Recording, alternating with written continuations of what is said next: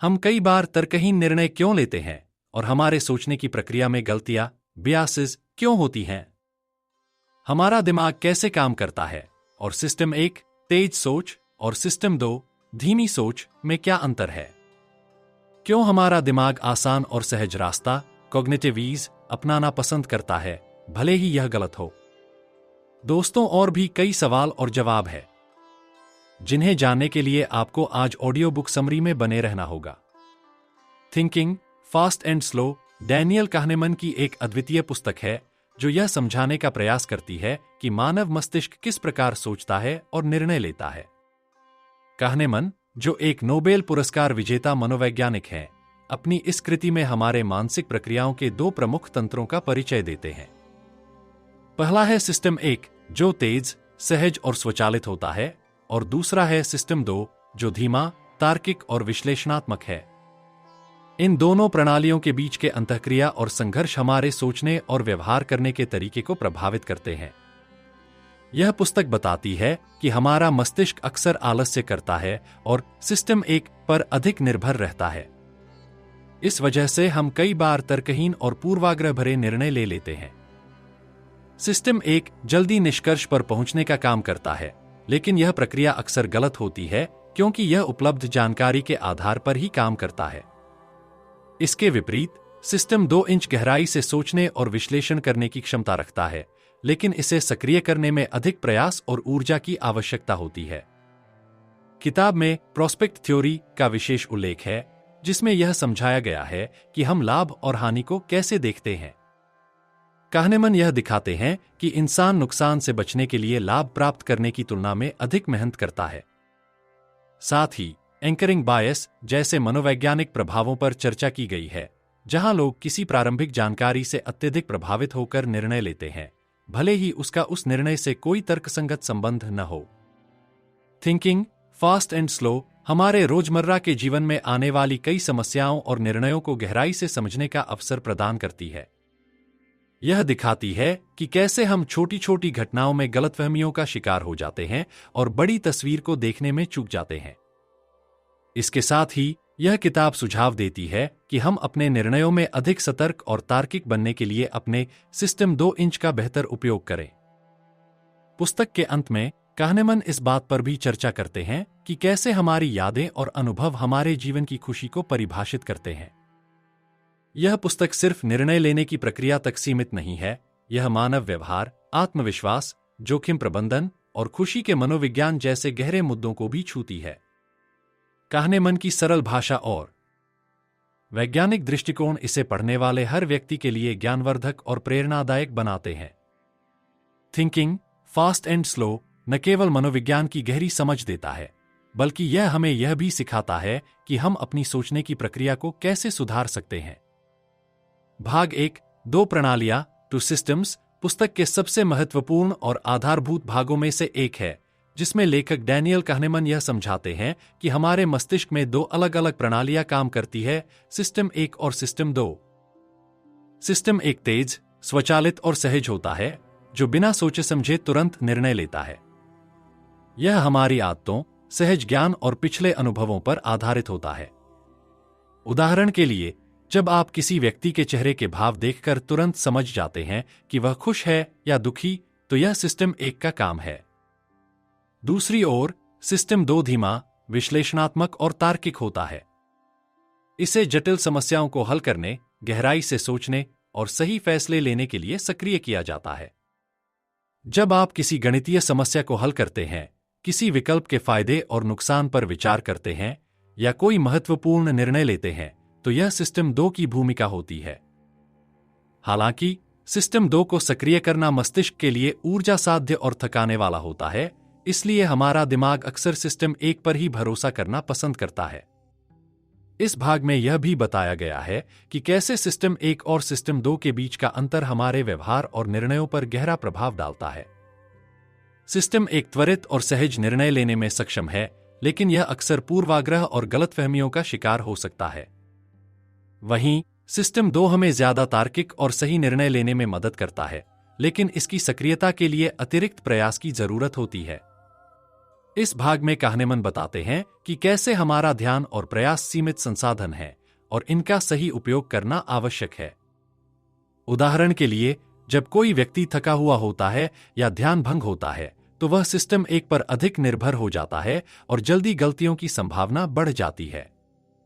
इसके अलावा कहनेमन यह भी समझाते हैं कि सिस्टम एक और सिस्टम दो कैसे मिलकर काम करते हैं। सिस्टम एक अक्सर तुरंत निर्णय लेने का सुझाव देता है, और अगर सिस्टम दो सतर्क है तो वह उस सुझाव का विश्लेषण करके निर्णय को स्वीकार या अस्वीकार करता है। इस भाग में हमारी सोचने की आदतों और स्वचालित प्रतिक्रियाओं की प्रकृति को गहराई से समझाया गया है और यह दिखाया गया है कि क्यों हमें अपनी सोचने की प्रक्रिया के प्रति अधिक सतर्क और जागरूक रहना चाहिए। यह हिस्सा मानसिक प्रयास, ध्यान और निर्णय लेने के पीछे की मूलभूत संरचना को उजागर करता है। सिस्टम एक और सिस्टम दो हमारे मस्तिष्क की दो अलग अलग सोचने की प्रणालियां हैं, जिनका प्रभाव हमारी सोचने की प्रक्रिया और निर्णय लेने पर गहरा पड़ता है। सिस्टम एक तेज, स्वचालित और सहज होता है। यह बिना किसी प्रयास के काम करता है और हमारी रोजमर्रा की छोटी छोटी निर्णयों में सक्रिय रहता है। जब आप किसी का चेहरा पहचानते हैं या रास्ते में किसी खतरे को देखते हैं तो यह प्रणाली तुरंत प्रतिक्रिया देती है। यह हमारे अनुभवों और आदतों पर आधारित होती है और बिना ज्यादा सोच विचार के काम करती है। हालांकि यह कई बार तर्कहीन और गलत निर्णय ले सकती है, क्योंकि यह बिना गहरे विश्लेषण के तुरंत निष्कर्ष पर पहुंच जाती है। दूसरी ओर, सिस्टम दो धीमा, विश्लेषणात्मक और तर्कसंगत होता है। जब हमें किसी जटिल समस्या का समाधान ढूंढना होता है या कोई बड़ा निर्णय लेना होता है तो यह प्रणाली सक्रिय होती है। सिस्टम दो गहरे सोचने, विश्लेषण करने और तार्किक रूप से किसी स्थिति का मूल्यांकन करने में मदद करता है। हालांकि इसे सक्रिय करना अधिक मानसिक प्रयास और ऊर्जा की आवश्यकता होती है। इसलिए जब हम थके होते हैं या ध्यान केंद्रित नहीं कर पाते तो सिस्टम एक ही निर्णय लेने का काम करता है, जो हमेशा सही नहीं होता। सिस्टम एक और सिस्टम दो दोनों ही हमारी मानसिक प्रक्रियाओं का अहम हिस्सा हैं और मिलकर काम करते हैं। जबकि सिस्टम एक त्वरित निर्णय लेने में मदद करता है, सिस्टम दो हमें जटिल समस्याओं को हल करने और अधिक तार्किक तरीके से सोचने में सहायता करता है। लेकिन चूंकि सिस्टम दो को सक्रिय करना ऊर्जा साध्य होता है, हमारा मस्तिष्क अक्सर सिस्टम एक पर निर्भर हो जाता है, जिससे कई बार गलत निर्णय होते हैं। इन दोनों प्रणालियों का संतुलित उपयोग हमारे निर्णयों को बेहतर बना सकता है। ध्यान और प्रयास इस अध्याय में कहनेमन हमें यह समझाने की कोशिश करते हैं कि कैसे हमारा मस्तिष्क दो प्रणालियों के बीच ध्यान और मानसिक प्रयास का संतुलन बनाता है। सिस्टम एक अपने काम को बिना किसी प्रयास के स्वचालित रूप से करता है, लेकिन सिस्टम दो को सक्रिय करने के लिए अधिक मानसिक ऊर्जा और ध्यान की आवश्यकता होती है। जब हम कोई जटिल या नया कार्य करते हैं तो हमें अधिक ध्यान और संसाधनों की आवश्यकता होती है, और यही कारण है कि सिस्टम दो सक्रिय होता है। कहनेमन बताते हैं कि हमारे पास सीमित मानसिक संसाधन होते हैं और जब हम अधिक प्रयास करते हैं तो हम जल्दी थक जाते हैं। इसका मतलब यह है कि हम अक्सर सरल निर्णयों के लिए सिस्टम एक पर निर्भर रहते हैं, जबकि जटिल निर्णयों के लिए हम सिस्टम दो का इस्तेमाल करते हैं। हालांकि अगर हम मानसिक रूप से थके होते हैं या हमारी ऊर्जा कम होती है तो हम सिस्टम दो को कम सक्रिय करते हैं और सिस्टम एक की ओर रुख करते हैं, जो कि बिना पूरी तरह से सोचने के निर्णय लेने का कारण बन सकता है।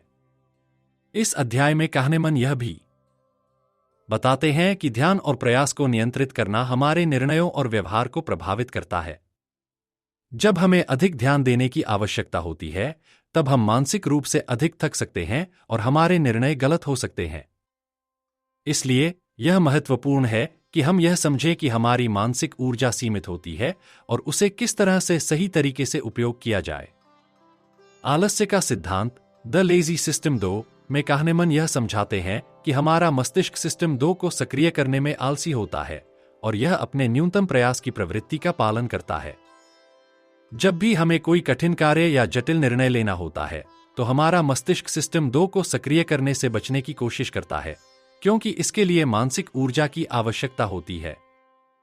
इसके बजाय वह जल्दी और आसानी से निर्णय लेने के लिए सिस्टम एक पर निर्भर रहता है, जो त्वरित और सहज निर्णय लेने में सक्षम होता है, लेकिन वह अक्सर गलत और तर्कहीन निर्णय कर सकता है।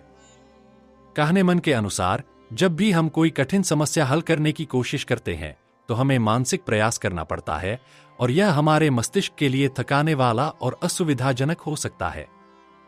इसलिए मस्तिष्क का झुकाव होता है कि वह प्रयास कम करने के लिए सिस्टम 1 का सहारा ले। उदाहरण के लिए, जब हमें कोई गणितीय समस्या हल करनी होती है तो हम सिस्टम 1 के बजाय सिस्टम 2 का उपयोग करना चाहते हैं, लेकिन क्योंकि यह मानसिक रूप से थकान पैदा करता है, हम अक्सर इसे टाल देते हैं और सरलता से उपलब्ध उत्तरों की ओर बढ़ जाते हैं। आलस्य का सिद्धांत यह भी समझाता है कि यदि हम सिस्टम 2 को सक्रिय नहीं करते हैं तो हम अक्सर बुरी आदतों, त्वरित निर्णयों और सटीक विश्लेषण की कमी का शिकार होते हैं। हालांकि इसका समाधान यह है कि हमें अधिक सचेत रूप से सिस्टम 2 को सक्रिय करने का अभ्यास करना चाहिए, खासकर जब निर्णय महत्वपूर्ण हो। कहनेमन यह भी बताते हैं कि हमें अपने मानसिक प्रयासों का सही तरीके से प्रबंधित करना चाहिए ताकि हम बेहतर और तर्कसंगत निर्णय ले सकें। एसोसिएटिव मशीन, दी एसोसिएटिव मशीन में कहनेमन यह बताते हैं कि हमारा मस्तिष्क एक तरह से एक एसोसिएटिव मशीन की तरह काम करता है जो तात्कालिक और सहज कनेक्शन बनाता है। यानी जब हम किसी स्थिति, विचार या घटना का सामना करते हैं तो हमारा मस्तिष्क तुरंत पिछले अनुभवों और विचारों से जुड़ी जानकारी को जोड़ता है। यह जोड़ने की प्रक्रिया बहुत तेज होती है और अक्सर बिना किसी गंभीर सोच विचार के होती है। यह प्रक्रिया मुख्य रूप से सिस्टम 1 द्वारा संचालित होती है, जो त्वरित और स्वचालित होती है। कहनेमन के अनुसार, जब हम किसी चीज को देखते हैं या महसूस करते हैं तो हमारा मस्तिष्क स्वचालित रूप से उसे किसी अन्य विचार या अनुभव से जोड़ने की कोशिश करता है और यह कनेक्शन अक्सर बिना पूरी तरह से सचेत हुए बनते हैं। उदाहरण के लिए, अगर हम किसी पुराने दोस्त से मिलते हैं तो हमारा मस्तिष्क उसे पहले से जुड़े किसी अन्य याद से जोड़ सकता है, जैसे कि हमारी पिछली मुलाकात या हम दोनों के साझा अनुभव। यह प्रक्रिया इतनी तेज होती है कि हम अक्सर यह नहीं समझ पाते कि हमारे मस्तिष्क ने ये कनेक्शन कैसे और क्यों बनाए हैं। इस एसोसिएटिव प्रक्रिया का एक और उदाहरण है जब हम किसी शब्द को सुनते हैं तो हमारे मस्तिष्क में उससे जुड़े विचार तुरंत उत्पन्न होते हैं। अगर हम सूरज शब्द सुनते हैं तो हमारा मस्तिष्क तुरंत गर्मी, रोशनी या दिन के समय से जुड़ी छवियां और विचार उत्पन्न करता है। कहनेमन यह बताते हैं कि यह एसोसिएटिव सोचने की प्रक्रिया हमारे जीवन को सरल और तेज बनाती है, लेकिन इसके कुछ नुकसानों के कारण भी होते हैं। उदाहरण के लिए, हम बिना पूरी जानकारी के या बिना गहराई से सोचे किसी विचार को जोड़ सकते हैं जो गलत निष्कर्ष पर पहुंचने का कारण बन सकता है। यह प्रक्रिया पूर्वाग्रहों, बियासेस और त्वरित निर्णयों का निर्माण करने में सहायक होती है, जिनसे हम सही तरीके से सोचने और निर्णय लेने में चूक सकते हैं। इस प्रकार एसोसिएटिव मशीन हमारे मस्तिष्क की एक विशेषता है जो हमें त्वरित निर्णय लेने में मदद करती है, लेकिन साथ ही यह हमें सही और गहरे सोचने से भी रोक सकती है। संज्ञानात्मक आसानपन, कॉग्निटिव ईज, एक मानसिक स्थिति है जब हमारा मस्तिष्क किसी विचार या कार्य को सहजता से समझता है और उस पर विचार करने में कोई विशेष प्रयास नहीं करना पड़ता। जब हम किसी चीज को आसान और बिना किसी कठिनाई के समझते हैं तो हम इसे संज्ञानात्मक रूप से आसान मानते हैं।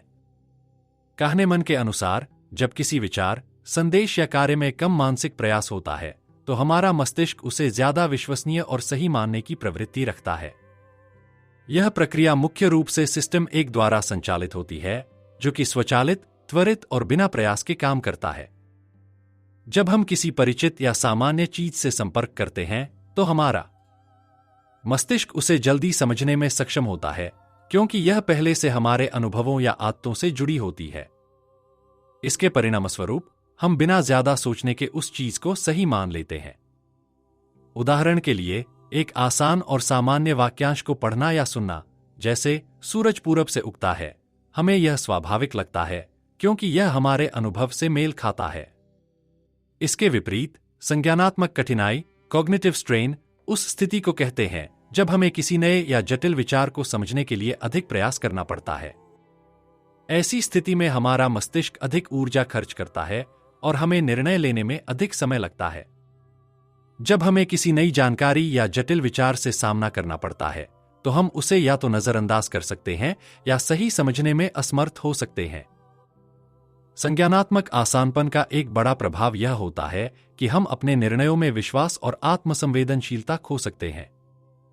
जब चीजें आसान लगती हैं तो हम उनके बारे में गहरे से नहीं सोचते और अक्सर गलत निष्कर्ष पर पहुंच जाते हैं। उदाहरण के लिए, जब किसी विज्ञापन में आसान भाषा और सामान्य रूप से समझ आने वाले वाक्य होते हैं तो हम उन उत्पादों को अधिक विश्वसनीय मानते हैं, भले ही वे वास्तविकता से मेल न खाते हों। इसलिए कहनेमन यह बताते हैं कि संज्ञानात्मक आसानपन हमारे निर्णयों और विश्वासों को प्रभावित कर सकता है, क्योंकि हम अधिक जटिल और चुनौतीपूर्ण विचारों से बचने की प्रवृत्ति रखते हैं जो हमारे मस्तिष्क के लिए ज्यादा मेहनत वाले होते हैं। नॉर्म्स, सरप्राइजेस और कारण, नॉर्म्स, सरप्राइजेस एंड कॉजेस अध्याय में कहनेमन यह बताते हैं कि कैसे हम अपने अनुभवों और दुनिया को समझने के लिए सामान्यताओं, नॉर्म्स, आश्चर्यजनक घटनाओं, सरप्राइजेस और कारणों, कॉजेस का सहारा लेते हैं। ये तीन तत्व हमारे विचारों, विश्वासों और निर्णयों को प्रभावित करते हैं। नॉर्म्स, समाज में या हमारे व्यक्तिगत जीवन में जो सामान्य और आदर्श व्यवहार होते हैं उन्हें हम नॉर्म्स, मानक के रूप में पहचानते हैं। यह मानक हमारे मस्तिष्क को यह समझने में मदद करते हैं कि किस प्रकार के व्यवहार अपेक्षित हैं। उदाहरण के लिए, यदि किसी व्यक्ति का व्यवहार हमारी अपेक्षाओं से मेल नहीं खाता तो हम उसे असामान्य मान सकते हैं और इस पर अधिक ध्यान देते हैं। जब हम कोई असामान्य या अपूर्ण जानकारी प्राप्त करते हैं तो हमारा मस्तिष्क उसे समझने और उसे नॉर्म के अनुरूप बनाने की कोशिश करता है। यही कारण है कि हम अक्सर अप्रत्याशित घटनाओं या जानकारी को अधिक तवज्जो देते हैं। सरप्राइजेस, जब हम किसी अप्रत्याशित या असामान्य घटना का सामना करते हैं तो वह हमारे मस्तिष्क में एक प्रकार का ध्यान आकर्षित करता है। यह सरप्राइज हमें एक कारण और संबंध ढूंढने के लिए प्रेरित करता है। जब कोई घटना या परिणाम हमारे नॉर्म्स से मेल नहीं खाता तो हम तुरंत यह जानने की कोशिश करते हैं कि इसके पीछे का कारण क्या हो सकता है। स्मृति और निर्णय, machine for jumping to conclusions अध्याय में कहनेमन यह बताते हैं कि हमारा मस्तिष्क निर्णय लेने में बहुत तेजी से निष्कर्ष पर पहुंचने की प्रवृत्ति रखता है और यह प्रक्रिया अक्सर हमारी स्मृति और पूर्व अनुभवों पर निर्भर होती है। जब हम किसी स्थिति या समस्या का सामना करते हैं तो हम जल्दी से किसी निष्कर्ष पर पहुंचने के लिए अपने पिछले अनुभवों या यादों का उपयोग करते हैं जो हमेशा सही नहीं होते। कहनेमन इसे स्मृति और निर्णय लेने में कूदने की मशीन के रूप में वर्णित करते हैं। कहनेमन के अनुसार हमारा मस्तिष्क कुछ घटनाओं या जानकारी को इस तरह से याद करता है कि हम उन्हें वास्तविकता से अधिक सामान्य या महत्वपूर्ण मानने लगते हैं। यह स्मृति आधारित पूर्वाग्रह, मेमोरी बेस्ड बायस के रूप में कार्य करता है, जिससे हम गलत निष्कर्ष पर पहुंच सकते हैं। उदाहरण के लिए, यदि हमें कुछ सकारात्मक घटनाएं याद आती हैं तो हम एक व्यक्ति या स्थिति को अधिक सकारात्मक रूप से देख सकते हैं, भले ही हम उनके बारे में पूरी जानकारी न रखते हों। हमारे निर्णय अक्सर इस कूदने की प्रवृत्ति से प्रभावित होते हैं, जिससे हम बिना पर्याप्त जानकारी या विश्लेषण के निष्कर्ष पर पहुंच जाते हैं। यह प्रक्रिया मुख्य रूप से सिस्टम 1 द्वारा संचालित होती है, जो बिना गहरे विचार के त्वरित निर्णय लेने की कोशिश करता है। जब हमें कुछ नया या असामान्य अनुभव होता है तो हम जल्दी से यह मान लेते हैं कि वह अनुभव या घटना किसी बड़े पैटर्न का हिस्सा है और हम उसे सामान्यीकृत कर लेते हैं। कहनेमन बताते हैं कि यह त्वरित निर्णय लेने की प्रवृत्ति कई बार हमें गलत दिशा में ले जा सकती है, क्योंकि हम उन निष्कर्षों पर पहुंचने की कोशिश करते हैं जो हमारे दिमाग में पहले से मौजूद हैं। उदाहरण के लिए, अगर हम किसी विशिष्ट परिणाम की उम्मीद करते हैं तो हम उस परिणाम के प्रति अपनी सोच को झुका सकते हैं, भले ही वास्तविकता कुछ और हो। यही कारण है कि कई बार लोग गलत निर्णय लेते हैं या गलत निष्कर्ष पर पहुंचते हैं, क्योंकि वे अपनी यादों और पिछले अनुभवों से प्रेरित होकर जल्दी से किसी निष्कर्ष पर पहुंच जाते हैं। कहनेमन यह भी बताते हैं कि स्मृति और निर्णय के बीच का संबंध हमारे मानसिक प्रक्रियाओं को बेहतर समझने में मदद कर सकता है।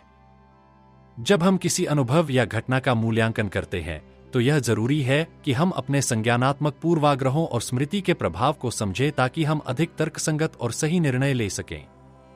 उत्तराधिकार का कानून, हाउ जजमेंट्स हैपन अध्याय में कहनेमन यह समझाते हैं कि हमारे निर्णय और न्याय, जजमेंट कैसे होते हैं और ये कैसे मानसिक प्रक्रियाओं, पूर्वाग्रहों और भावनाओं से प्रभावित होते हैं।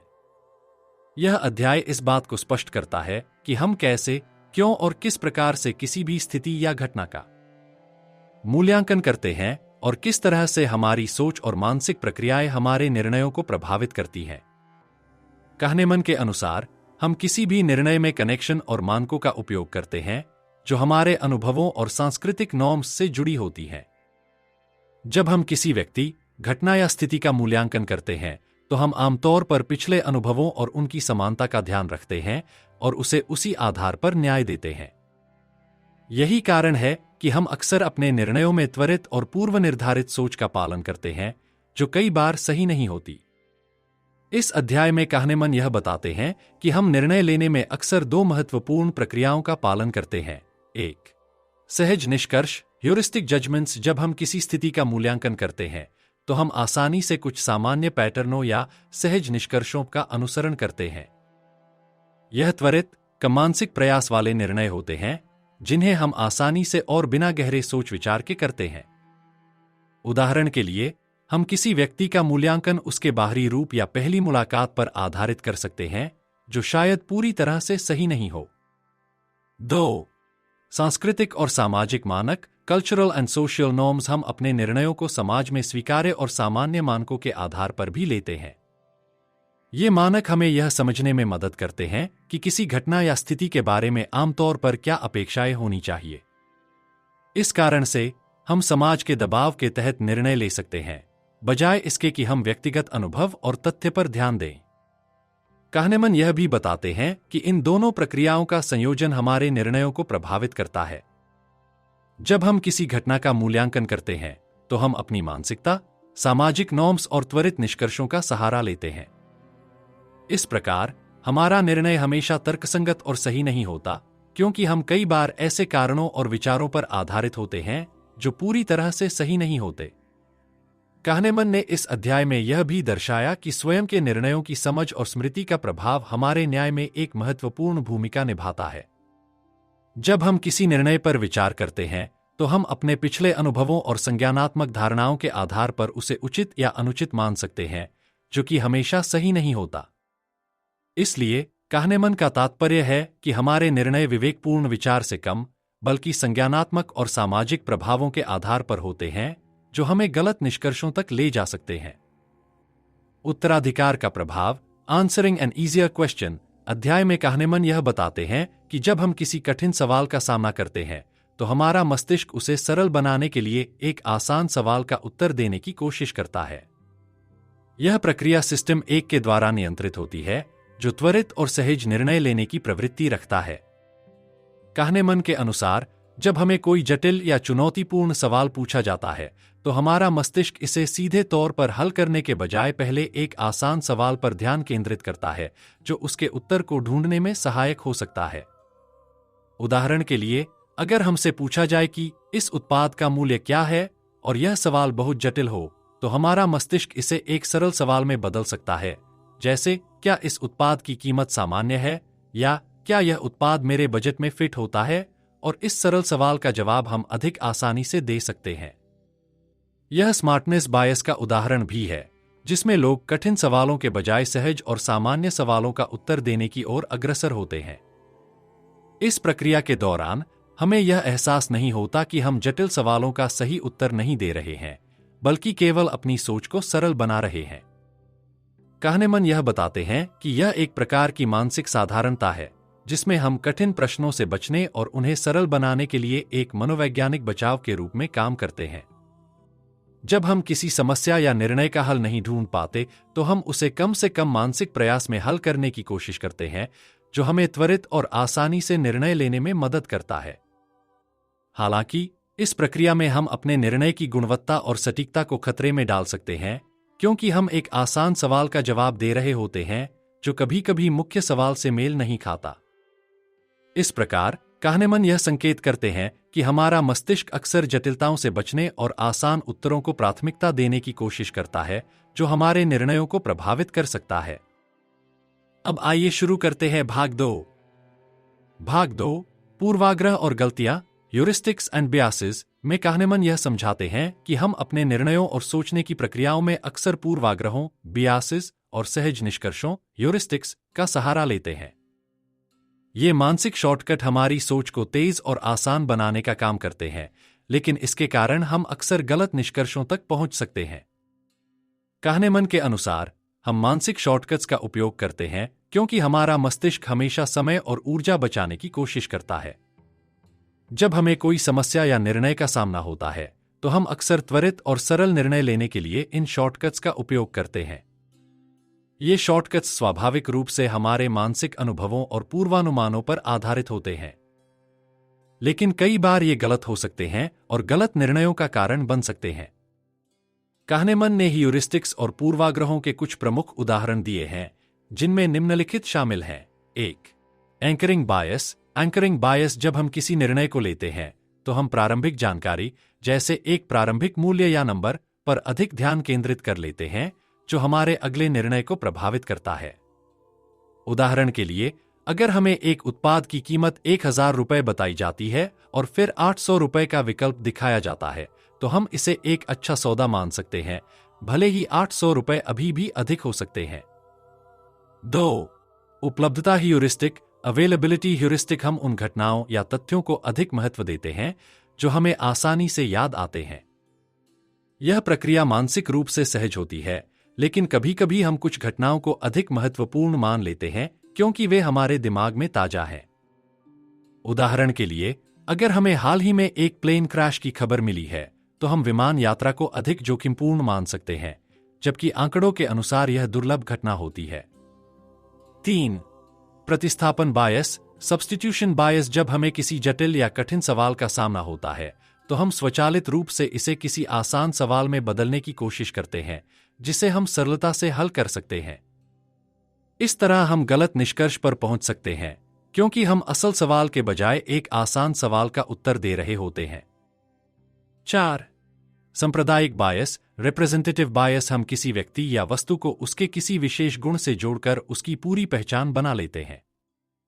उदाहरण के लिए, अगर किसी व्यक्ति का व्यक्तित्व किसी समूह या श्रेणी से मेल खाता है तो हम उसे उस समूह का हिस्सा मान सकते हैं, भले ही अन्य महत्वपूर्ण जानकारी उपलब्ध हो। kahneman यह बताते हैं कि इन पूर्वाग्रहों और ह्यूरिस्टिक्स के कारण हम अपने निर्णयों में अक्सर त्रुटियां कर सकते हैं। हमें इन मानसिक शॉर्टकट्स के बारे में जागरूकता विकसित करने की आवश्यकता है ताकि हम अधिक तार्किक और सही निर्णय ले सकें। यह प्रक्रिया हमें अधिक समय और प्रयास से निर्णय लेने के बजाय हमारे मस्तिष्क के स्वाभाविक प्रवृत्तियों के खिलाफ सोचने की दिशा में मदद कर सकती है। इस भाग में kahneman ने दिखाया कि कैसे सिस्टम 1 की त्वरित और सहज प्रक्रिया हमें गलत निर्णयों की ओर ले जा सकती है, जबकि सिस्टम 2 का उपयोग अधिक विश्लेषणात्मक और सही सोच के लिए किया जा सकता है, जो सही निष्कर्ष पर पहुंचने में मदद करता है।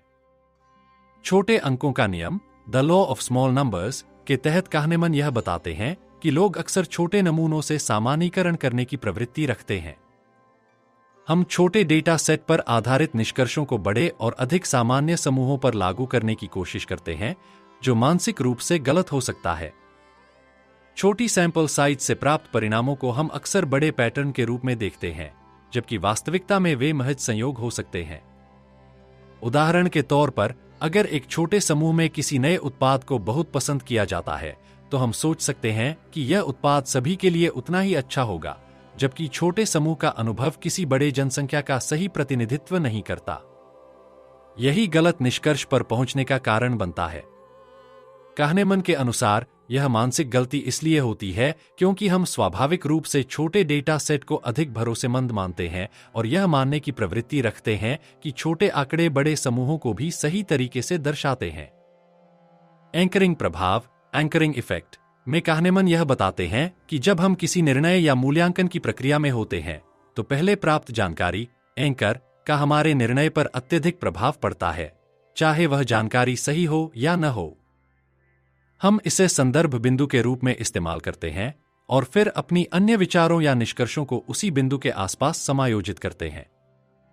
उदाहरण के तौर पर, अगर किसी वस्तु की कीमत पहले 1000 रुपये बताई जाती है और फिर उसे 800 रुपये में पेश किया जाता है, तो हम उसे एक अच्छा सौदा मान सकते हैं, भले ही वस्तु का वास्तविक मूल्य उससे कम या अधिक हो। एंकरिंग प्रभाव इस प्रकार काम करता है कि पहले दी गई जानकारी हमारे निर्णय को प्रभावित करती है और हम उसे बिना पूरी तरह से विश्लेषण किए अपने निर्णय में शामिल कर लेते हैं। kahneman के अनुसार एंकरिंग प्रभाव हमारी सोच और निर्णय प्रक्रिया को विकृत कर सकता है, क्योंकि हम तर्कसंगत तरीके से नहीं, बल्कि पहले प्राप्त जानकारी के आधार पर निर्णय लेते हैं।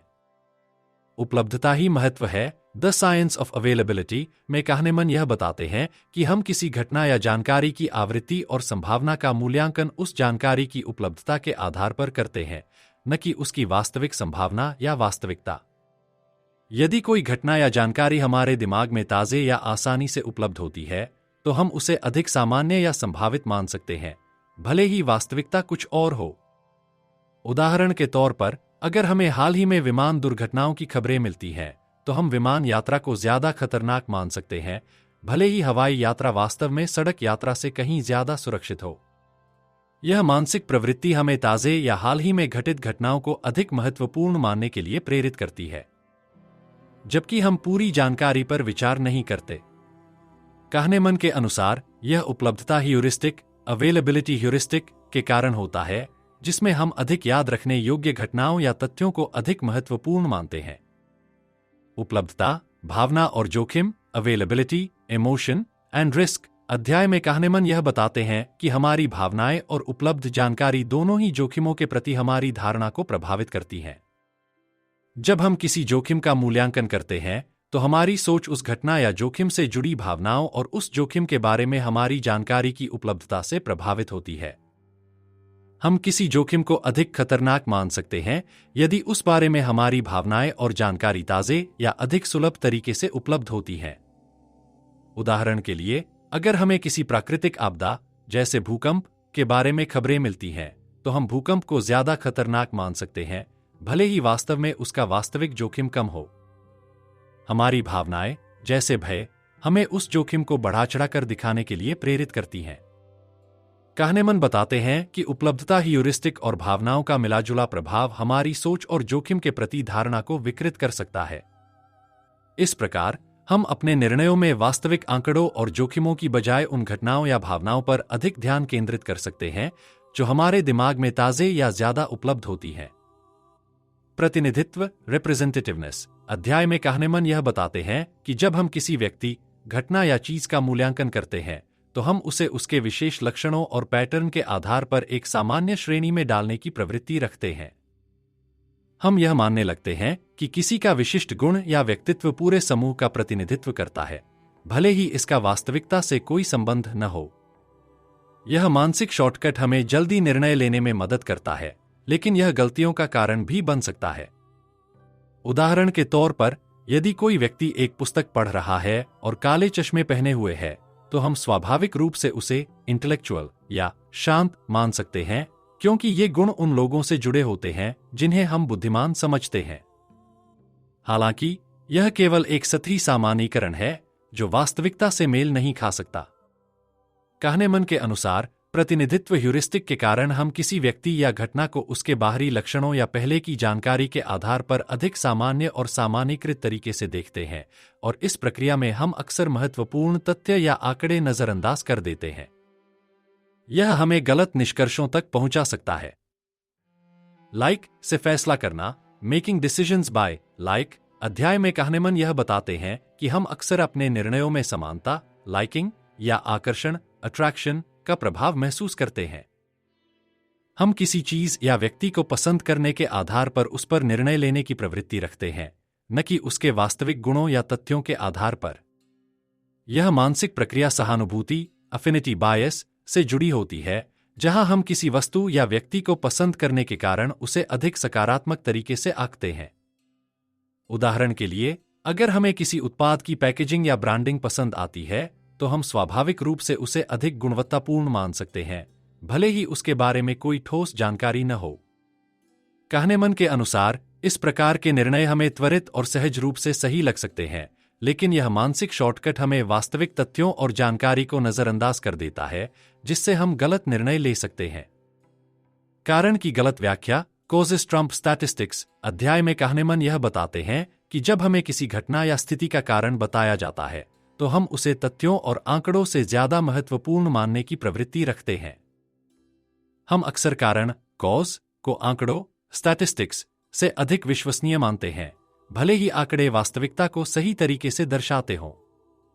कहनेमन के अनुसार जब किसी घटना के पीछे एक कहानी या कारण होता है, तो हम उसे अधिक आसानी से समझ सकते हैं और उस पर विश्वास करने की प्रवृत्ति रखते हैं, क्योंकि यह हमें तर्कसंगत और स्पष्ट लगता है। हालांकि वास्तविक डेटा या सांख्यिकीय विश्लेषण अधिक सटीक हो सकता है, लेकिन हम उन आंकड़ों की अनदेखी कर देते हैं जब कोई स्पष्ट और भावनात्मक रूप से आकर्षक कारण उपलब्ध होता है। उदाहरण के तौर पर, यदि कोई डॉक्टर किसी बीमारी के लिए एक विशिष्ट इलाज का कारण बताता है, तो हम उस कारण को आंकड़ों के मुकाबले अधिक महत्वपूर्ण मान सकते हैं, क्योंकि हमें वह कारण समझने में आसानी होती है, जबकि सांख्यिकीय आंकड़े हमें केवल औसत परिणामों के बारे में जानकारी देते हैं। इस प्रकार kahneman यह कहते हैं कि कहानी और कारणों को सांख्यिकीय तथ्यों से ऊपर रखने की हमारी मानसिक प्रवृत्ति हमें अक्सर गलत निष्कर्षों और निर्णयों तक ले जाती है। बेवजह पूर्वानुमान, रिग्रेशन टू दी मीन अध्याय में kahneman यह बताते हैं कि अत्यधिक असामान्य या चरम परिणामों के बाद सामान्य रूप से परिणाम समय के साथ वापस औसत या सामान्य स्तर पर लौट आते हैं। इसे मीन की ओर प्रतिगमन, रिग्रेशन टू दी मीन कहा जाता है। यह सिद्धांत यह बताता है कि असामान्य रूप से अच्छे या बुरे परिणाम केवल संयोग से हो सकते हैं और अगले परिणाम अधिक सामान्य होंगे। kahneman बताते हैं कि जब किसी व्यक्ति या स्थिति से जुड़े परिणाम बहुत असाधारण होते हैं, उदाहरण के लिए बहुत अच्छा प्रदर्शन या बहुत बुरा प्रदर्शन, तो अगला परिणाम अधिक संभावना के साथ औसत या सामान्य स्तर के आसपास होगा। हालांकि हम अक्सर इसका गलत अनुमान लगाते हैं और मानते हैं कि असामान्य परिणामों का कोई स्थायी कारण है, जबकि यह केवल संयोग का परिणाम होता है। उदाहरण के लिए, यदि किसी खेल टीम ने एक मैच में बहुत अच्छा प्रदर्शन किया है, तो हम मान सकते हैं कि वे हमेशा ऐसा प्रदर्शन करेंगे, लेकिन वास्तव में अगला मैच उनके सामान्य प्रदर्शन के आसपास हो सकता है, क्योंकि पहले परिणाम में कोई असाधारण कारक हो सकता है जो आगे नहीं दोहराया जाएगा। यह सिद्धांत दर्शाता है कि हम कभी कभी पूर्वानुमान करने में गलती करते हैं, क्योंकि हम असामान्य परिणामों के कारण को गलत समझते हैं और उन्हें स्थायी बदलाव के रूप में देख लेते हैं। योजना भ्रम, द प्लानिंग फैलेसी में kahneman यह बताते हैं कि हम अक्सर किसी परियोजना या काम को पूरा करने के समय को और संसाधनों को बहुत ही कम आंकते हैं, जबकि वास्तव में यह अधिक समय और प्रयास ले सकता है।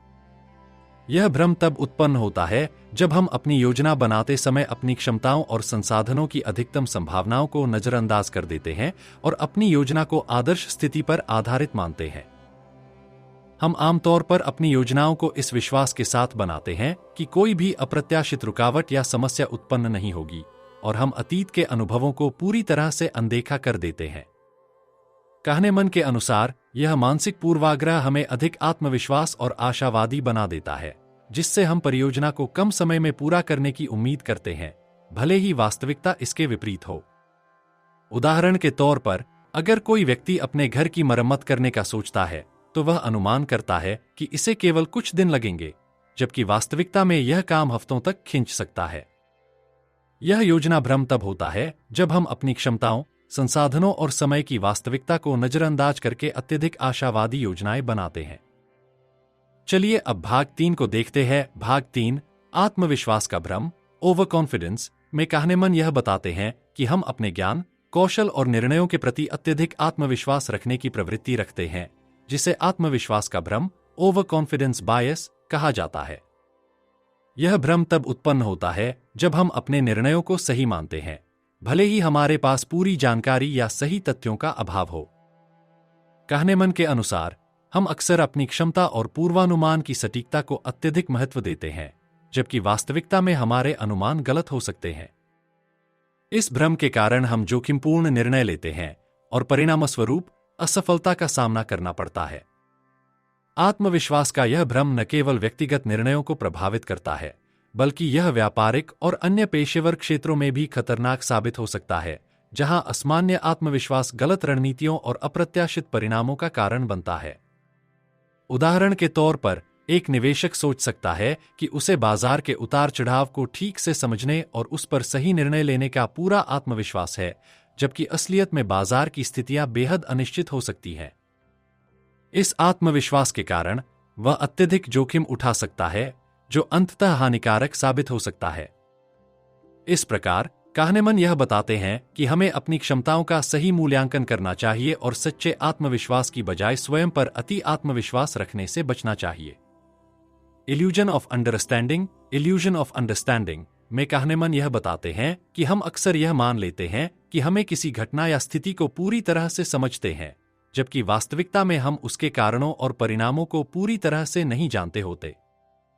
यह भ्रम तब उत्पन्न होता है जब हम किसी घटना या विषय के बारे में केवल सतही जानकारी प्राप्त करते हैं और सोचते हैं कि हम उसे पूरी तरह से समझ चुके हैं, जबकि हमारे पास उसकी जटिलताओं और गहराई का स्पष्ट ज्ञान नहीं होता। kahneman के अनुसार, जब हम किसी घटना के बारे में एक स्पष्ट और सुसंगत कहानी बना लेते हैं, तो हमें लगता है कि हमने उसे पूरी तरह से समझ लिया है। हालांकि यह कहानी केवल निगेटिव जानकारी या सामान्यीकरण पर आधारित हो सकती है, और यह वास्तविकता से बहुत अलग हो सकती है। हम यह मानने लगते हैं कि हम पूरी जानकारी समझ चुके हैं, जबकि इसके पीछे की जटिलताएं अक्सर अनदेखी रह जाती हैं। उदाहरण के तौर पर, एक व्यक्ति किसी ऐतिहासिक घटना के बारे में पढ़ता है और एक सरल कारण परिणाम संबंध के आधार पर इसे समझता है। उसे लगता है कि उसने पूरे घटनाक्रम को समझ लिया, लेकिन वह इस बात से अनजान होता है कि इसके पीछे बहुत सारी छिपी हुई और जटिल घटनाएं और कारण हो सकते हैं। यह भ्रम हमें गलत निष्कर्षों की ओर ले जा सकता है, क्योंकि हम अपनी अच्छी समझ को वास्तविकता के बजाय केवल एक सतही दृष्टिकोण के रूप में मानते हैं। इल्यूजन ऑफ वैलिडिटी में kahneman यह बताते हैं कि हम अक्सर यह मान लेते हैं कि किसी विशेष पद्धति या मॉडल का परिणाम सही है, केवल इसलिए क्योंकि वह पहले सफल रहा है या हमें उसकी परिणामों पर विश्वास है। हम यह भ्रम पालते हैं कि किसी तकनीकी या विश्लेषणात्मक प्रक्रिया द्वारा उत्पन्न परिणाम हमेशा सही होते हैं, भले ही वे कुछ असामान्य या अप्रत्याशित कारणों पर आधारित हों। kahneman के अनुसार, जब हम किसी विशेष मॉडल या पद्धति से लगातार सही परिणाम प्राप्त करते हैं, तो हमें यह विश्वास होने लगता है कि यह पद्धति हमेशा सही परिणाम देगी, भले ही भविष्य में इसके परिणामों में असमंजस या त्रुटियां हो सकती हैं। यह भ्रम हमें सटीकता की अधिक विश्वास करने की ओर प्रेरित करता है, और हम अन्य विकल्पों या संभावनाओं की अनदेखी कर देते हैं। उदाहरण के लिए, एक निवेशक एक विशेष विश्लेषणात्मक मॉडल के आधार पर निवेश निर्णय लेता है और पहले कुछ बार अच्छे परिणाम प्राप्त करता है। इसके बाद उसे विश्वास होता है कि यह मॉडल हमेशा सही परिणाम देगा, लेकिन यह इल्यूजन ऑफ वैलिडिटी के कारण वह भविष्य में संभावित जोखिमों और असमानताओं को नजरअंदाज कर सकता है, जो अंततः हानिकारक साबित हो सकता है। यह भ्रम हमें अपनी सोच और निर्णय में अति विश्वास पैदा करता है, जो वास्तविकता से बहुत दूर हो सकता है। अंतर्ज्ञान बनाम एल्गोरिदम, इंट्यूशंस वर्सेस फॉर्मूलास अध्याय में kahneman यह बताते हैं कि हम अक्सर अपने निर्णयों में अंतर्ज्ञान, इंट्यूशन या सहज समझ का पालन करते हैं, लेकिन कई बार यह निर्णय गलत हो सकते हैं। वहीं एल्गोरिदम, फॉर्मूलास या गणना पर आधारित निर्णय अधिक सटीक होते हैं, क्योंकि वे तर्क और डेटा पर आधारित होते हैं। kahneman के अनुसार, हमें यह समझना चाहिए कि जब हम किसी समस्या का समाधान करने के लिए अपने अनुभव और भावनाओं पर निर्भर होते हैं, तो हम अक्सर उन पूर्वाग्रहों, बियासेस और गलत धारणाओं, मिसकॉन्सेप्शंस से प्रभावित होते हैं जो हमारी सोच को विकृत कर सकते हैं। kahneman यह तर्क करते हैं कि कभी-कभी हम अपने अंतर्ज्ञान पर विश्वास करते हुए निर्णय लेते हैं, क्योंकि यह प्रक्रिया सरल और त्वरित होती है। लेकिन जब हम किसी जटिल समस्या का समाधान चाहते हैं, तो एल्गोरिदम या संख्यात्मक मॉडल ज्यादा प्रभावी होते हैं। उदाहरण के तौर पर, किसी विश्लेषक का अनुभव या छवि को देखकर निर्णय लेना उस समय सही हो सकता है, लेकिन डेटा और एल्गोरिदम पर आधारित निर्णय अधिक वास्तविक और सटीक होते हैं। इसलिए kahneman हमें यह चेतावनी देते हैं कि हमें अंतर्ज्ञान और एल्गोरिदम के बीच अंतर समझना चाहिए और जहां संभव हो, संख्यात्मक या विश्लेषणात्मक विधियों को प्राथमिकता देनी चाहिए। विशेषज्ञता के भ्रम, एक्सपर्ट इंट्यूशन अध्याय में kahneman यह बताते हैं कि हम अक्सर विशेषज्ञों के निर्णयों को अत्यधिक सटीक और सही मानते हैं, केवल इसलिए क्योंकि वे अपने क्षेत्र में अनुभव या विशेषज्ञता रखते हैं। हालांकि विशेषज्ञों का अंतर्ज्ञान, इंट्यूशन हमेशा सही नहीं होता। kahneman के अनुसार, विशेषज्ञता का भ्रम तब उत्पन्न होता है जब हम यह मान लेते हैं कि एक व्यक्ति का अनुभव और ज्ञान उसे हर परिस्थिति में सही निर्णय लेने में सक्षम बनाता है, जबकि वास्तविकता में उनकी सोच भी पूर्वाग्रहों, बियासेस और गलत धारणाओं से प्रभावित हो सकती है। विशेषज्ञों के निर्णयों में अक्सर आंतरिक विश्वास और साधारण तर्क पर आधारित होते हैं, जो कभी-कभी बहुत ही सीमित या विशिष्ट परिस्थितियों पर सही होते हैं, लेकिन अन्य परिस्थितियों में यह गलत साबित हो सकते हैं। उदाहरण के लिए, एक डॉक्टर जो नियमित रूप से किसी विशिष्ट बीमारी के मामलों का इलाज करता है, वह सही निर्णय लेने में सक्षम हो सकता है, लेकिन जब उसे एक अनोखा और दुर्लभ मामला मिलता है, तो उसका निर्णय उतना सटीक नहीं हो सकता। कहनेमन का कहना है कि हम अक्सर विशेषज्ञों के निर्णयों को बिना सवाल किए सही मान लेते हैं, लेकिन हमें यह समझने की आवश्यकता है कि विशेषज्ञता भी अपने आप में सीमित हो सकती है और कभी-कभी उनके निर्णय भी संयोग, सीमित जानकारी और पूर्वाग्रहों से प्रभावित हो सकते हैं। Outside view, the outside view अध्याय में कहनेमन यह बताते हैं कि जब हम किसी निर्णय या योजना के बारे में सोचते हैं, तो हम अक्सर इंटरनल व्यू अपनाते हैं, यानी अपनी व्यक्तिगत स्थिति, अनुभव और योजना की विशिष्टताओं को ध्यान में रखते हुए अनुमान लगाते हैं। इसके बजाय आउटसाइड व्यू का अर्थ है कि हमें अपनी योजना या समस्या को बाहरी, सामान्य दृष्टिकोण से देखना चाहिए, जो अन्य समान परिस्थितियों पर आधारित हो। कहनेमन के अनुसार आउटसाइड व्यू अपनाने का मतलब है कि हम पहले से ही हुए समान कार्यों या परियोजनाओं के परिणामों का अध्ययन करें और उसी के आधार पर अपनी योजना का मूल्यांकन करें। उदाहरण के लिए, अगर हम किसी नए व्यवसाय के बारे में सोच रहे हैं, तो हमें केवल अपनी व्यक्तिगत योजना पर ध्यान केंद्रित करने के बजाय हमें यह देखना चाहिए कि अन्य व्यवसायों ने इसी तरह की परिस्थितियों में क्या अनुभव किया है। इस दृष्टिकोण से हम पूर्वाग्रहों, बियासेस और आत्मविश्वास के भ्रम, ओवर कॉन्फिडेंस बायस से बच सकते हैं, जो इंटरनल व्यू में मौजूद हो सकते हैं। आउटसाइड व्यू हमें वास्तविकता के आधार पर निर्णय लेने में मदद करता है, बजाय इसके कि हम केवल अपनी परिस्थितियों और अनुभवों से निर्णय लें। कहनेमन यह बताते हैं कि यह तरीका अधिक सटीक और तर्कसंगत निर्णय लेने में सहायक हो सकता है। भविष्यवाणी के लिए सीमा, द इंजन ऑफ कैपिटलिज्म अध्याय में कहनेमन यह बताते हैं कि पूंजीवाद के इंजन के रूप में भविष्यवाणियां, प्रिडिक्शंस और अवसर, अपॉर्चुनिटीज काम करते हैं। पूंजीवादी व्यवस्था में हम लगातार भविष्य को लेकर अनुमान लगाते हैं और उन अनुमान के आधार पर निवेश या व्यापारिक निर्णय लेते हैं। हालांकि भविष्यवाणियां अक्सर गलत होती हैं, क्योंकि हम अपनी भविष्यवाणियों को अत्यधिक आत्मविश्वास, ओवर कॉन्फिडेंस के साथ करते हैं और उन पर निर्भर हो जाते हैं, जो वास्तविकता से बहुत दूर हो सकते हैं। कहनेमन के अनुसार भविष्यवाणियां अक्सर निश्चितता के भ्रम, इल्यूजन ऑफ सर्टेनिटी से ग्रस्त होती हैं, यानी हम मानते हैं कि हम भविष्य को पूरी तरह से समझ सकते हैं और उसके अनुसार निर्णय ले सकते हैं। इस प्रकार पूंजीवादी व्यवस्था में जब कोई व्यवसाय या निवेशक इस विश्वास के साथ निर्णय लेता है कि भविष्य में निश्चित रूप से लाभ होगा, तो यह भविष्यवाणी उनकी सोच और निर्णय को प्रभावित करती है, जो अक्सर गलत साबित होती है। कहनेमन यह बताते हैं कि भविष्यवाणी के भ्रम में फंसना पूंजीवादी निर्णयों को कमजोर बना सकता है। इसका समाधान यह है कि हमें पूर्वानुमानों के बजाय संभावनाओं, प्रोबेबिलिटीज को अधिक महत्व देना चाहिए और अपने निर्णयों में लचीलापन बनाए रखना चाहिए। भविष्यवाणियां हमेशा गलत हो सकती हैं, लेकिन संभावनाओं के आधार पर किया गया निर्णय अधिक सटीक और टिकाऊ हो सकता है। चलिए अब शुरू करते हैं भाग 4।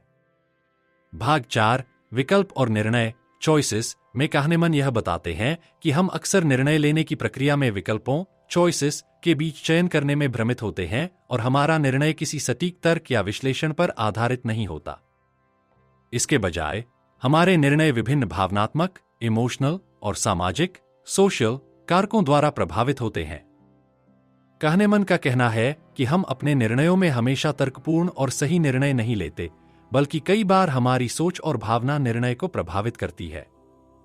कहनेमन के अनुसार जब हम विकल्पों के बीच चुनाव करते हैं, तो हम अक्सर संदर्भ प्रभाव, फ्रेमिंग इफेक्ट, परिवर्तन की प्रवृत्ति, लॉस अवर्जन और संपत्ति का भ्रम, एंडोमेंट इफेक्ट जैसी मानसिकता से प्रभावित होते हैं। यह प्रभाव हमारी सोच को विकृत कर सकते हैं और हमें सही निर्णय से दूर ले जा सकते हैं। विकल्प और निर्णय के बारे में कहनेमन यह भी बताते हैं कि हमें हमेशा सही विकल्प चुनने के लिए ज्यादा विकल्प या ज्यादा जानकारी की आवश्यकता नहीं होती। बहुत अधिक विकल्प होने पर हम निर्णय में असमर्थ हो सकते हैं, जिसे आलस्य का सिद्धांत, दी पैराडॉक्स ऑफ चॉइस कहा जाता है। इसके बजाय हम कम विकल्पों के बीच निर्णय लेने में अधिक सक्षम होते हैं, क्योंकि अधिक विकल्पों से मानसिक थकान और असमंजस उत्पन्न होता है। कहनेमन हमें यह समझने की सलाह देते हैं कि हमें अपनी निर्णय लेने की प्रक्रिया में उन मानसिक पूर्वाग्रहों से बचना चाहिए जो हमारी सोच को गलत दिशा में ले जाते हैं और हमें अनावश्यक रूप से भ्रमित करते हैं। प्रोस्पेक्ट थ्योरी काहनेमन और उनके साथी अमोस ट्वेर्स्की द्वारा प्रस्तुत एक महत्वपूर्ण सिद्धांत है जो यह समझाता है कि लोग जोखिम और अनिश्चितता का सामना करते समय निर्णय कैसे लेते हैं। इस सिद्धांत के अनुसार लोग लाभ और हानि को असमान रूप से महसूस करते हैं और वे हानि को अधिक महत्वपूर्ण और दर्दनाक मानते हैं, भले ही लाभ की तुलना में उसका आकार कम हो। प्रोस्पेक्ट थ्योरी में प्रमुख बिंदु हैं: 1. हानि की दर्दनाकता। लोग एक समान राशि में हानि और लाभ के बीच असमानता महसूस करते हैं। उदाहरण के लिए, यदि उन्हें 100 रुपए का लाभ और 100 रुपए की हानि दोनों का सामना करना पड़े, तो हानि को नुकसान के रूप में अधिक तीव्रता से अनुभव किया जाएगा। 2. संदर्भ प्रभाव। फ्रेमिंग इफेक्ट निर्णयों को प्रस्तुत करने का तरीका हमारे चुनावों को प्रभावित करता है। यदि विकल्पों को लाभ के रूप में प्रस्तुत किया जाता है, तो लोग जोखिम से बचने की प्रवृत्ति रखते हैं, जबकि हानि के रूप में प्रस्तुत किए जाने पर वे अधिक जोखिम लेने के लिए तैयार होते हैं। 3. लाभ और हानि के दोगुने प्रभाव। हानि और लाभ के प्रति हमारी प्रतिक्रिया असमित होती है। हानि के अनुभव को लोग लगभग दोगुना अधिक तीव्रता से महसूस करते हैं, जबकि लाभ के अनुभव को उतनी तीव्रता से नहीं। इस सिद्धांत के तहत काहनेमन यह दिखाते हैं कि हम सामान्यत, तर्कसंगत और संख्यात्मक दृष्टिकोण से निर्णय नहीं लेते, बल्कि हमारे भावनात्मक प्रतिक्रियाएं, जैसे कि हानि का डर, हमारी सोच और निर्णयों को प्रभावित करती हैं। प्रोस्पेक्ट थ्योरी यह साबित करती है कि निर्णय लेने की प्रक्रिया केवल तर्क या गणना पर आधारित नहीं होती, बल्कि भावनात्मक कारक भी इसमें महत्वपूर्ण भूमिका निभाते हैं। लाभ और हानि के प्रति हमारी संवेदनशीलता, sensitivity to gains and losses, में काहनेमन यह बताते हैं कि हम लाभ और हानि के प्रति असमान रूप से संवेदनशील होते हैं। इसे प्रोस्पेक्ट थ्योरी से जोड़ा जा सकता है, जिसमें यह सिद्धांत दिया गया है कि हम एक समान आकार के लाभ और हानि के प्रति अलग अलग भावनात्मक प्रतिक्रियाएं व्यक्त करते हैं। हमारी हानि की संवेदनशीलता लाभ से कहीं अधिक होती है। उदाहरण के लिए, यदि हमें 100 रुपए का लाभ और 100 रुपए की हानि का सामना करना पड़े, तो हमें 100 रुपए की हानि अधिक मानसिक और भावनात्मक रूप से पीड़ादायक लगेगी, जबकि 100 रुपए का लाभ उतना संतोषजनक महसूस नहीं होगा। इसका मतलब यह है कि हानि के अनुभव को हम कहीं अधिक तीव्रता से महसूस करते हैं, जो हानि से बचने की प्रवृत्ति को बढ़ावा देता है। यह विचार यह भी समझाता है कि हम जोखिम से बचने की बजाय जोखिम लेने की प्रवृत्ति रखते हैं जब हमें हानि से बचने का विकल्प मिलता है। जैसे यदि कोई संभावना हो कि हमें पैसे खोने का खतरा हो, तो हम उस जोखिम को कम करने के लिए अधिक जोखिम उठाने के लिए तैयार हो सकते हैं, ताकि हम हानि से बच सकें। इस प्रकार काहनेमन ने यह स्पष्ट किया कि लाभ और हानि की असमानता हमारे निर्णयों में एक महत्वपूर्ण भूमिका निभाती है।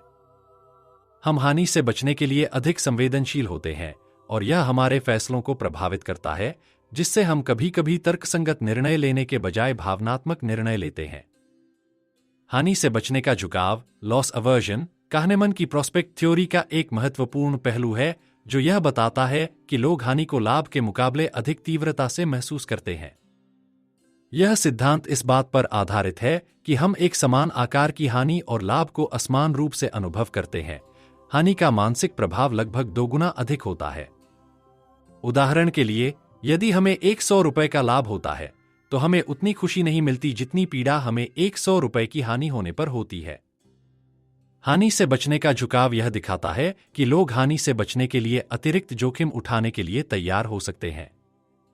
यह प्रवृत्ति हमें अधिक संरक्षित, प्रोटेक्टिव और सावधान बनाती है, खासकर जब हमें किसी नुकसान का सामना करना पड़ सकता है। इसके परिणामस्वरूप लोग अपनी संपत्ति या स्थिति को बनाए रखने के लिए ऐसी कार्रवाइयां करते हैं जो तर्कसंगत रूप से नुकसान का सामना करने से ज्यादा जोखिमपूर्ण हो सकती है।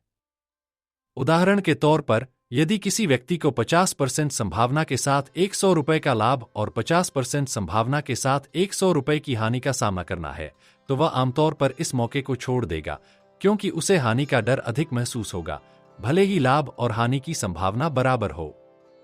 इस प्रकार हानि से बचने का झुकाव यह सिद्ध करता है कि हम भावनात्मक रूप से हानि को ज्यादा महत्व देते हैं, और यह हमारे निर्णयों और व्यवहार को प्रभावित करता है, जिससे कभी-कभी हम जोखिम लेने के बजाय सुरक्षित रहने की ओर झुकते हैं। एंडोमेंट प्रभाव, द एंडोमेंट इफेक्ट, kahneman द्वारा परिभाषित एक मानसिक पूर्वाग्रह है जिसमें लोग किसी वस्तु या संपत्ति को अपने पास होने के कारण उसकी मूल्यवत्ता को अधिक समझने लगते हैं। सरल शब्दों में, जब कोई व्यक्ति किसी चीज का मालिक बनता है तो वह उसे अधिक मूल्यवान मानने लगता है, भले ही बाजार में उसका मूल्य वही हो जो किसी अन्य व्यक्ति के पास हो। उदाहरण के लिए, यदि किसी व्यक्ति को एक कपड़ा या वस्तु दी जाती है तो वह उसे बेचने का विचार कम करेगा या उसे अधिक महंगे में बेचेगा, क्योंकि वह वस्तु अब उसकी है और वह उससे जुड़ा हुआ महसूस करता है। यह मानसिकता अक्सर वस्तु के स्वामित्व, ओनरशिप के कारण उत्पन्न होती है, जिससे हम उस वस्तु का भावनात्मक मूल्य, इमोशनल वैल्यू अधिक समझते हैं, जो वस्तु के वास्तविक मूल्य से कहीं अधिक होता है। यह प्रभाव यह भी दिखाता है कि लोग संपत्ति, ओनरशिप के प्रति अपना स्वामित्व महसूस करने के बाद उसे अत्यधिक मूल्यवान मानने लगते हैं। यही कारण है कि लोग बेचने या त्यागने से हिचकिचाते हैं और जब तक वे किसी वस्तु के मालिक नहीं होते, तब तक उसकी वास्तविक कीमत और उपयोगिता का अंदाजा नहीं लगा पाते। एंडोमेंट प्रभाव से प्रभावित व्यक्ति बेहद सहज रूप से अपनी संपत्ति को अधिक मूल्यवान मानते हैं, जो कि वास्तविक बाजार मूल्य से अलग हो सकता है। यह मानसिकता हमारे व्यक्तिगत निर्णयों और वस्तुओं की कीमत के मूल्यांकन को प्रभावित कर सकती है। निर्णय में भावनाओं की भूमिका, the role of emotion in decision making अध्याय में kahneman यह बताते हैं कि हमारे निर्णय तर्क और गणना से कहीं अधिक भावनाओं से प्रभावित होते हैं। लोग अक्सर यह मानते हैं कि निर्णय पूरी तरह से संगठित सोच, रैशनल थिंकिंग और तर्क, लॉजिक पर आधारित होते हैं, लेकिन kahneman का कहना है कि भावनाएं हमारे निर्णयों की प्रक्रिया में एक गहरी और महत्वपूर्ण भूमिका निभाती हैं। भावनाएं जैसे डर, खुशी, चिंता और आत्मसंरक्षण की भावना हमें तत्काल निर्णय लेने के लिए प्रेरित करती हैं, जो कभी-कभी तर्कसंगत नहीं होते। उदाहरण के लिए, यदि किसी व्यक्ति को कोई निवेश जोखिमपूर्ण लगता है, तो वह भावनात्मक रूप से डर के कारण उस निवेश से दूर हो सकता है, भले ही उसके पीछे तर्कपूर्ण आधार हो। kahneman यह भी बताते हैं कि भावनाएं हमारे फैसलों को पूर्वाग्रहित कर सकती हैं, जैसे कि हम किसी व्यक्ति को पसंद या नापसंद करने के आधार पर उसके कार्यों का मूल्यांकन करते हैं। इसके परिणामस्वरूप हम अपने निर्णयों को भावनात्मक प्रतिक्रियाओं के आधार पर लेते हैं, जो तर्क और यथार्थ से कम संबंधित होते हैं। kahneman के अनुसार भावनाएं निर्णयों को अधिक त्वरित और सहज बना सकती हैं, लेकिन वे गलत निर्णयों की संभावना को भी बढ़ा सकती हैं। इसलिए महत्वपूर्ण निर्णयों में हमें भावनाओं से कहीं अधिक तर्क और विश्लेषण को प्राथमिकता देनी चाहिए। इस अध्याय का सार यह है कि भावनाओं और तर्क दोनों के बीच एक संतुलन बनाकर निर्णय लेने से हम अधिक सटीक और सही परिणाम प्राप्त कर सकते हैं। चलिए अब शुरू करते हैं भाग 5। भाग 5, 2 व्यक्तित्व, 2 सेल्व्स में kahneman यह बताते हैं कि हमारे अनुभव और निर्णय लेने की प्रक्रिया में 2 अलग-अलग व्यक्तित्व, सेल्व्स होते हैं, जिन्हें वह वर्तमान आत्म, द एक्सपीरियंसिंग सेल्फ, और स्मृति आत्म, द रिमेंबरिंग सेल्फ कहते हैं। 1. वर्तमान आत्म, एक्सपीरियंसिंग सेल्फ यह वह हिस्सा है जो वर्तमान क्षण में होता है और संगठित अनुभव, इमीडिएट एक्सपीरियंस से जुड़ा होता है। वर्तमान आत्म केवल उस क्षण की वास्तविकता को महसूस करता है, जैसे कि दर्द या खुशी। इसका मुख्य उद्देश्य वर्तमान अनुभव का आनंद लेना या उससे बचाव करना होता है। 2. स्मृति आत्म, रिमेंबरिंग सेल्फ यह वह हिस्सा है जो अतीत को याद करता है और उसके आधार पर निर्णय लेता है। स्मृति आत्म किसी भी अनुभव को समाप्ति, एंड और समग्रता, टोटलिटी के दृष्टिकोण से देखता है। यह अतीत के अनुभवों को सारांश, समरी के रूप में याद करता है, न कि हर एक विवरण को। kahneman के अनुसार, जब हम किसी अनुभव का मूल्यांकन करते हैं तो हमारा स्मृति आत्म उसे प्रभावित करता है, न कि वर्तमान आत्मा।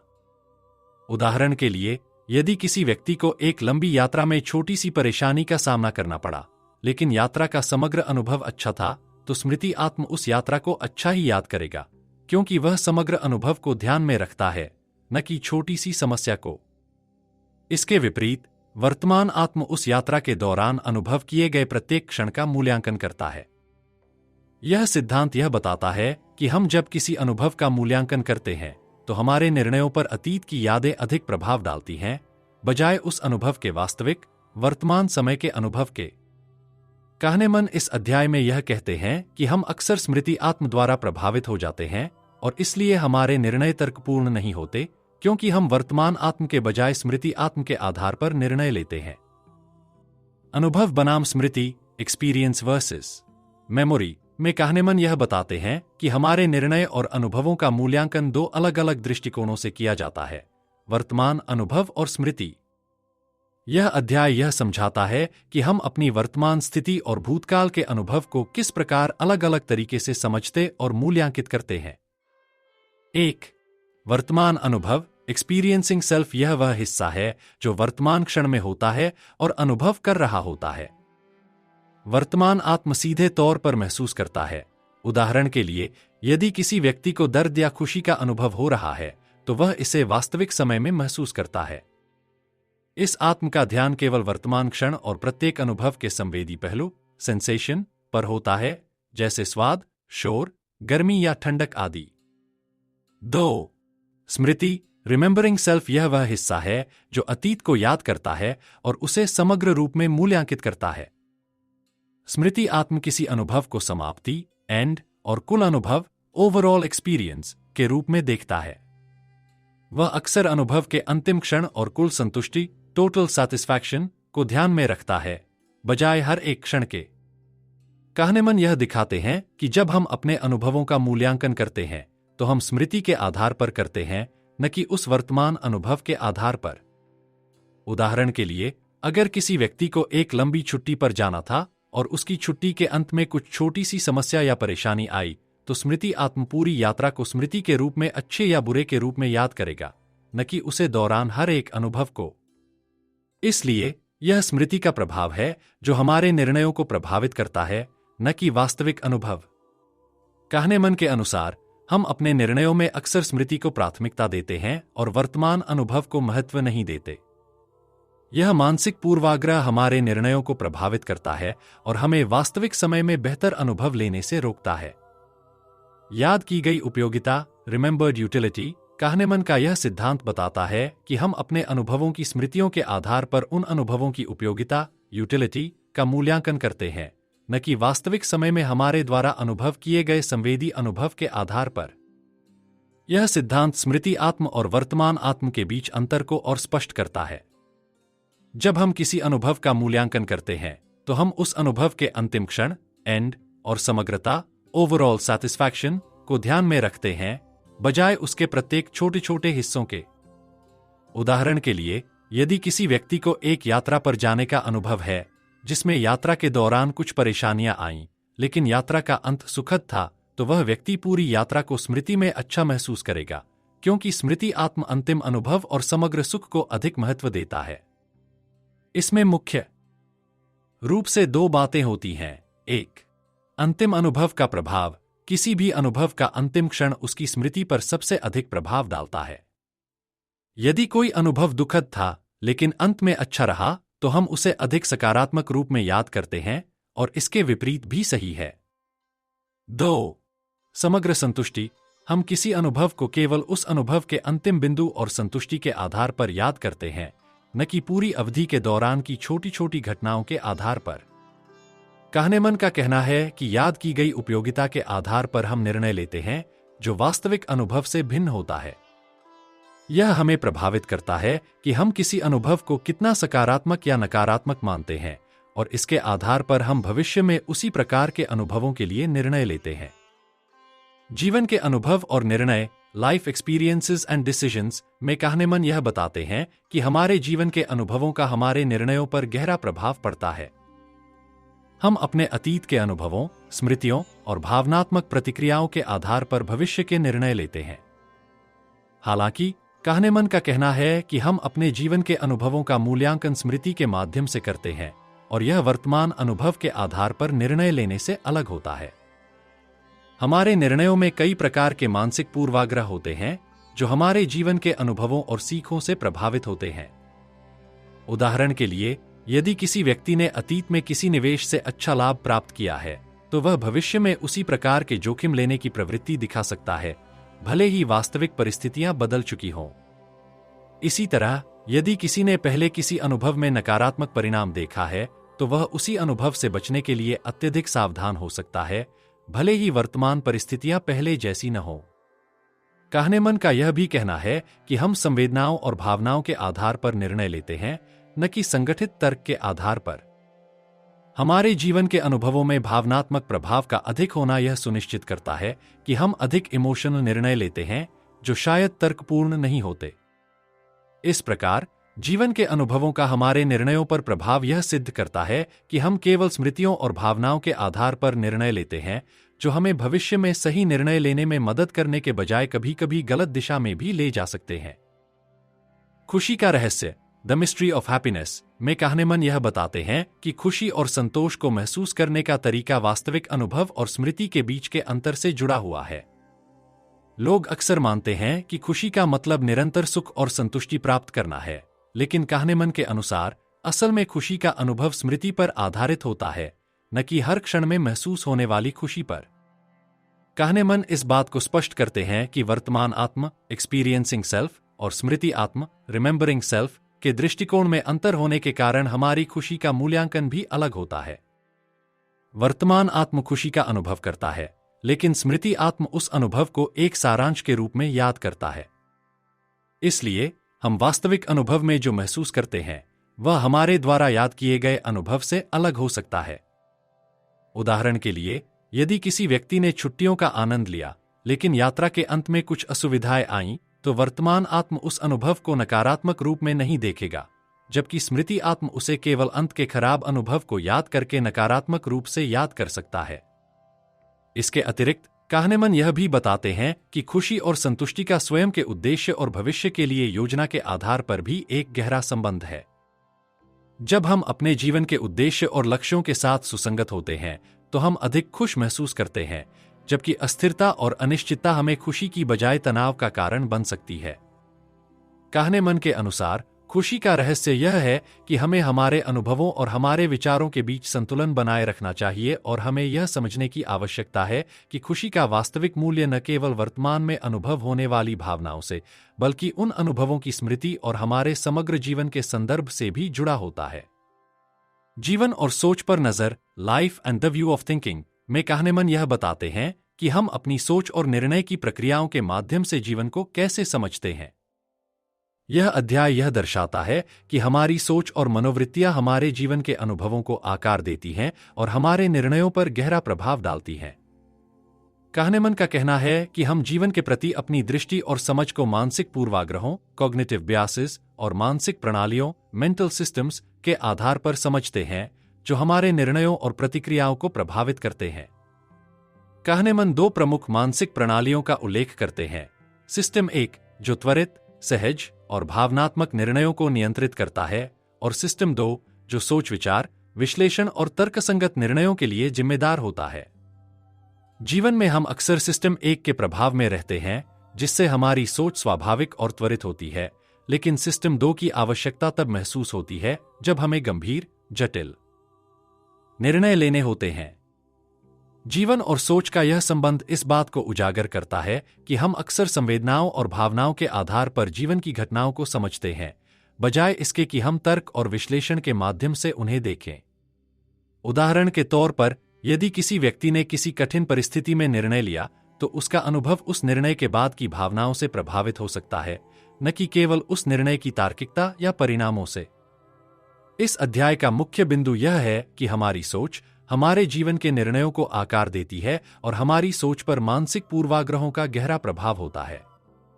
कहनेमन का यह भी कहना है कि हम अपने जीवन के अनुभवों को भावनाओं और स्मृतियों के माध्यम से समझते हैं, और यही कारण है कि हमारी सोच कभी-कभी तार्किक नहीं होती, बल्कि भावनात्मक और संदर्भ निर्भर होती है।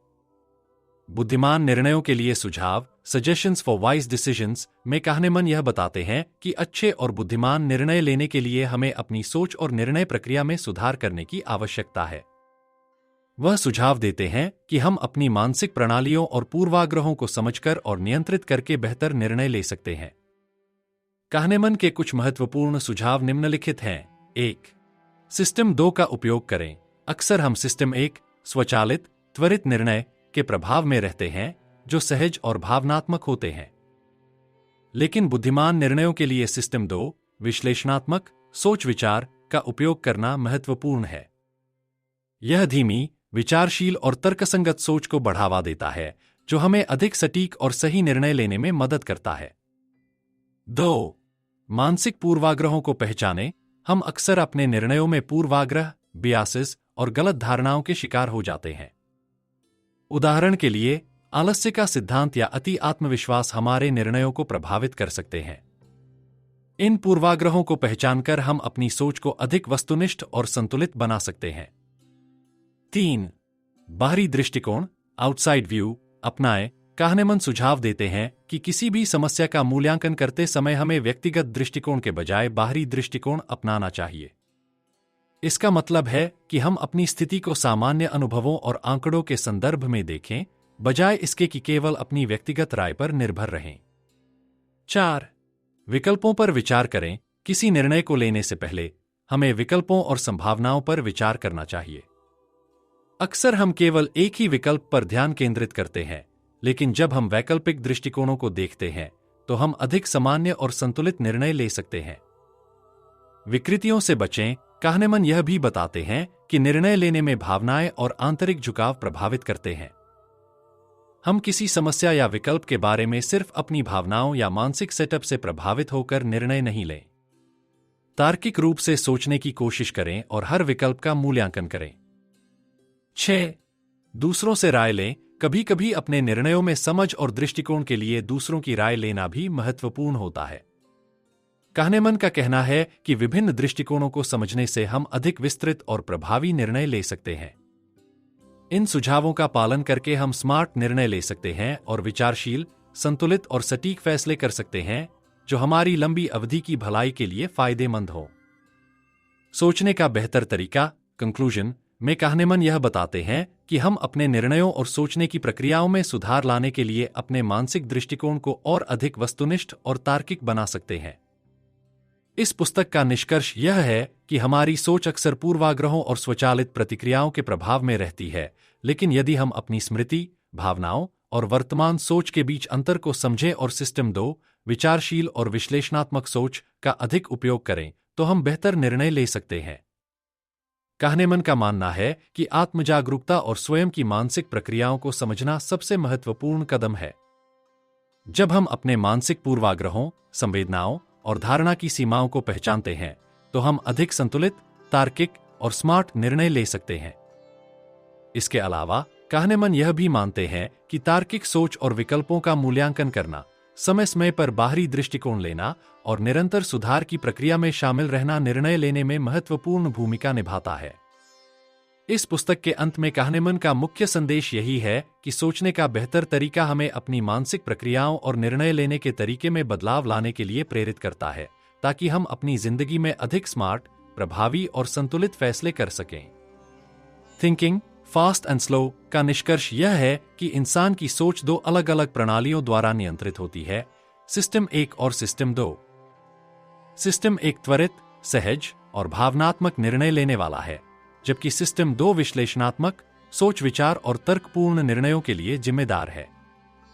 काहनेमन बताते हैं कि हमारे अधिकांश निर्णय सिस्टम 1 के प्रभाव में होते हैं, जो अक्सर मानसिक पूर्वाग्रहों और गलत धारणाओं के आधार पर होते हैं।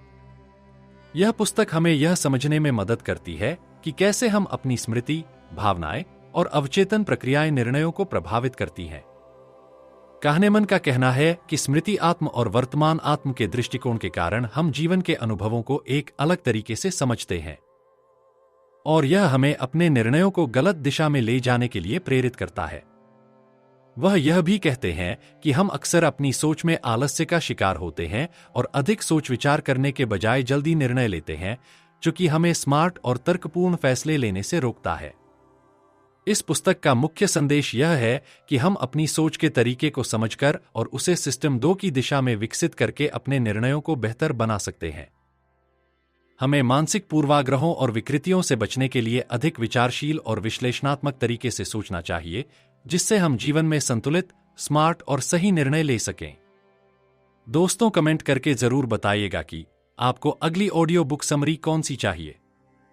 मिलते हैं नेक्स्ट समरी में। इसी तरह नए नए ऑडियो बुक समरी के लिए चैनल को सब्सक्राइब कीजिएगा। इस ऑडियो बुक समरी में अंत तक बने रहने के लिए आपका धन्यवाद।